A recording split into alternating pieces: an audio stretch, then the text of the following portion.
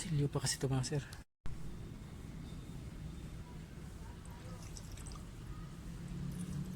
Yan. I-bleed natin siya mga sir bago natin lagyan ng takip. Dapat mapadigahin natin yung ano mga sir bago natin yan.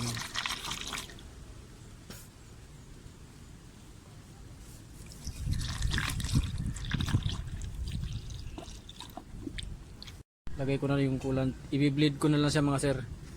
Yan. Paanda rin ko ulit yung makina mga sir. Tapos baka hindi ko na matapos yung video mga sir kasi lubat na yung battery ko ng cellphone. Mabilis malubat yung cellphone ko mga sir. Hindi pa nakabili ng ano bago. Sana all bago. Yan. I-bleed ko sa mga sir. Tapos pag di na kaya ng video, stop na yung video mga sir. Kasi malulubat na. Yan mga sir, kailangan ma-bleed siya ng husto mga sir para walang tawag doon. Hindi na siya magkaroon ng high pressure sa loob. Pagka kailangan kasi mga sir malagyan lahat ng coolant yung mga air pocket sa loob, lahat ng water passage dapat may laman na coolant para hindi magkaroon ng high pressure mga sir yung ating makina. I-bleed pa natin ng gusto yan mga sir. Pag matining na yung coolant mga sir, wala nang nalabas na bubbles, ibig sabihin nun compress na yung coolant sa loob. Yan.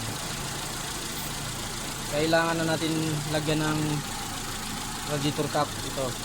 Yung bago mga sir, yung luma kasi palitin na naglalaro pa naman siya kaya lang yung gasket niya ito palitin na. Ito na, bumili ako ng bago. Pag nawala na yung bubbles mga sir, ibig sabihin na okay na. Kailangan andar yung makina. Silpisilin din dito mga sir yan para yung mga hose para masiksik yung yung coolant sa kailaliman.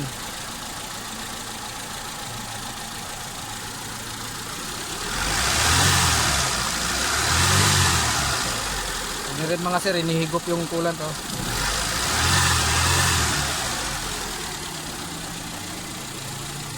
Dagdagan pa na ito ng coolant yan mga sir. Pagbaba niyan, bababa pa yan baka hindi ko na matapos yung video mga sir kasi lubat na yung cellphone ko. Yan, malapit na siya ma-compress yung coolant sa loob.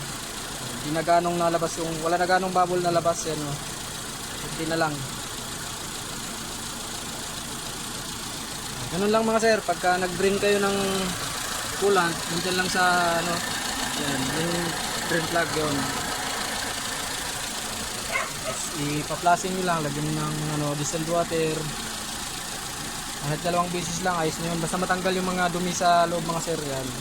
Tapos itong reservoir, hugasan nyo din, palitan nyo din ng laman. Yan.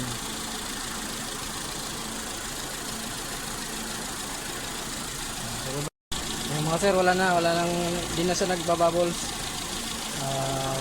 Tatakpan na natin ng radiator cap mga sir. Tapos umiikot na rin yung yung rod fan. Yan. Nahit na yung normal operating temperature niya mga sir yan. Wala nang bubbles. Compress na mga sir yung yung coolant sa kailaliman ng makina. Naka-circulate na ng ayos. Yun lang mga sir, ganun lang palit ng coolant. Maraming salamat. Yan mga sir, lagyan na natin ng bagong takip. Yan.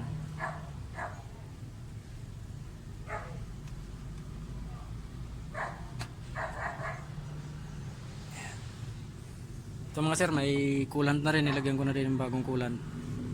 Yan. Ganun lang mga sir. Thank you.